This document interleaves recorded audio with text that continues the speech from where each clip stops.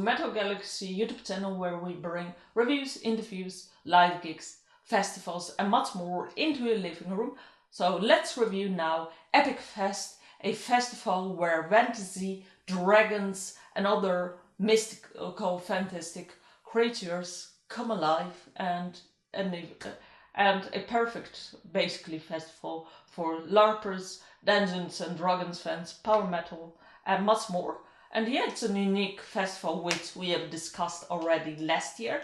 So I'm going to just briefly tell what's different and as well dive into some bands. Some other bands we have already introduced, so those we will be a bit briefer. So what's our YouTube channel to learn more about the bands, to see the live experience, but as well see or reviews on the previous performances. So yeah, let's review first EpicFest. What was new? So the first thing we really noticed, well, was of course the weather. It was much more warmer, as of course it was April than in January. However, the entrance was this year different. There was a big tent and then there was a kind of tunnel. And I believe it's very nice because on the first very moment when you enter, basically it's a very different kind of experience because in the tent there is already some magic, there is already some decorations, so you're stepping much more into the set, but as well having a tent, I don't know, for me it narrows my mind down. I'm just having the feeling I'm entering a different dimension. There were as well a few CDs, I think, with an epic compilation, which I think is nice because it really sets you already on this path that this weekend is going to be a very different experience. And as well this year there were some cool press things, like I believe it's very great as well, the wristbands, because it gives press something very physical to bring home,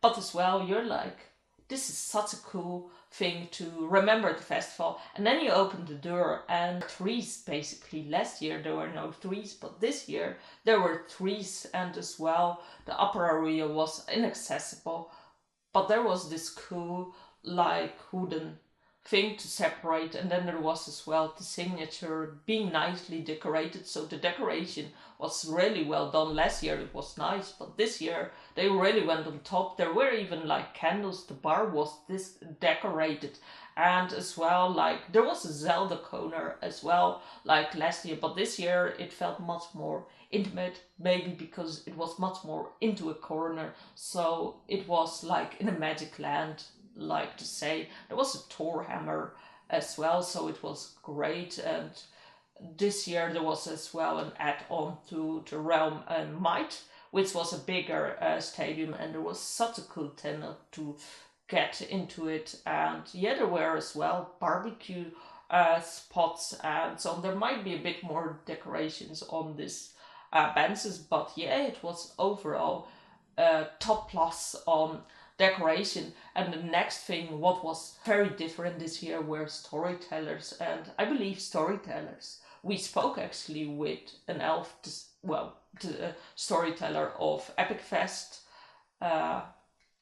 and yeah, watched those interviews. But it was so nice, this add-on of storytellers, because fantasy, you always have someone telling a story, and it's super nice to meet them in person, and they really add on to the experience. And next to the storytellers you have people playing just random instruments, and they looked like they came from the forest, like I don't know, they looked a bit like elves. So it was really nice add on to have some music when you travel from one to another gig. And yes, so it was really great from a decoration point of view, organization. It was great as well, because I remember last year in Gimle everyone was like squeezing into getting to the venue basically, but this year they changed the entrance, which was great because everyone fitted in, so everyone had the opportunity to see a band at Gimle. And it might be as well because they expanded more tickets, more venues. There were some classes into the set list. It'd be nice if there would be a bit less like Bloodborne and Theocracy. The church concert was a very tough one, as we had to cover, and we needed to run from venue to venue actually. But yeah, overall, like a lot of bands you could see and so on. So it was really nice. The only disadvantage of what could be better, I think, is a bit of filling in the venues, because at certain points what I noticed, there was less crowd engagement because there was a smaller crowd watching the bigger bands. Actually in Roskilde, the Congress and the Realm of Mine wasn't packed yet, but then if you would have more people, then some people would miss some bands because there wouldn't be a space. So it's a logistical view. But I think for the next year, it would be nice to have a bit more crowd engagement. And don't get me wrong, the crowd engagement was amazing. There were people now with hammers because there was windrows. They had as well pickaxes, swords, so it was really nice. And they had as well unicorns. So there was, of course, people, like a really great crowd chanting and so on.